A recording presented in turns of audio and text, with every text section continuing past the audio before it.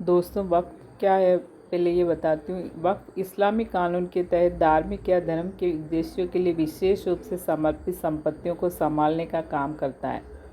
एक बार वक्फ के रूप में नामित होने के बाद संपत्ति दान करने वाले व्यक्ति से अल्लाह को ट्रांसफ़र हो जाती है, ऐसा मानते हैं। इन संपत्तियों का प्रबंधन वक्फ या सक्षम अधिकारियों की ओर से नियुक्त मुतवल्ली के द्वारा किया जाता है। पहले वक्फ बोर्ड में किसी गैर मुस्लिम को मुख्य कार्यकारी अधिकारी की नियुक्ति नहीं हो सकती थी। अब विधेयक के खंड 15 के धारा 23 में संशोधन करने का प्रस्ताव है। पहले वक्फ बोर्ड में किसी गैर मुस्लिम को मुख्य कार्यकारी अधिकारी की नियुक्ति नहीं हो सकती थी। अब विधेयक खंड 15 में धारा 23 में संशोधन करने का प्रस्ताव है, जिसमें गैर मुस्लिमों की भी नियुक्ति होगी और इसका सभी राजनीतिक दलों ने विरोध किया है। केंद्रीय अल्पसंख्यक मामलों के मंत्री किरेन रिजिजू ने आज लोकसभा में वक्फ संशोधन विधेयक पेश किया था। इस विधेयक के जरिए वक्फ को मिली असीमित शक्तियों पर अंकुश लगाकर बेहतर और पारदर्शी तरीके से प्रबंधन किए जाने के लिए बात रखी गई थी। किरेन रिजिजू ने क्या कहा, ये देखिए।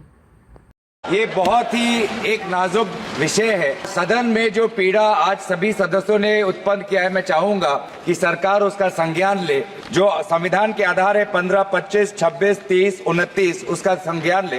ये सीधा सीधा ये कानून धर्म से और आस्था से जुड़ा हुआ है और इसलिए इसको लेकर जल्दबाजी नहीं करनी चाहिए। वो इस्लाम के लोग जो उसको मानते हैं, जिनके दिल में करुणा है, जो समाज के प्रति कर्तव्यबद्ध है, वो इस रास्ते को अपनाते हैं और इसीलिए उनके प्रति हमें संवेदनशील। सदन में अखिलेश यादव ने विधेयक का विरोध करते हुए कहा, ये विधेयक बहुत सोची समझी रणनीति के तहत लोकतांत्रिक तरीके से चुने जाने की पहले से प्रक्रिया है, तो उसमें नॉमिनेट क्यों किया जा रहा है। अखिलेश ने ट्वीट कर भी कहा कि वक्फ बोर्ड का ये सब संशोधन एक बहाना है। अखिलेश ने कहा कि इस बात की लिखकर गारंटी दी जाए कि वक्फ बोर्ड की ज़मीनें बेची नहीं जाएगी। असदुद्दीन ओवैसी ने कहा, इस विधेयक को पेश करने के वे खिलाफ है। ये विधेयक 14, 15, 25 के नियमों का उल्लंघन करते हैं, संविधान के मूल ढांचे का उल्लंघन करता है। ये खास तौर पर कानूनी ढांचे का उल्लंघन करता है।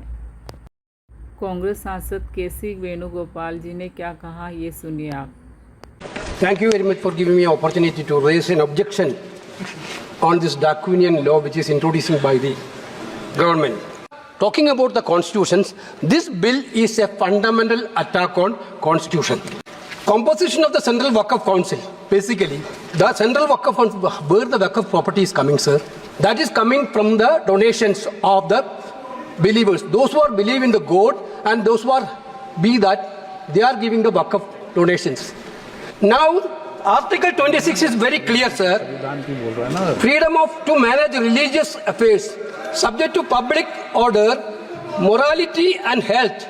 Every religious denomination of any section thereof shall have the right to establish and maintain institutions for religious and charitable purposes.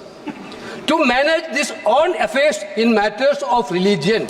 To own and acquire movable and immovable property and to administer such property in accordance with law.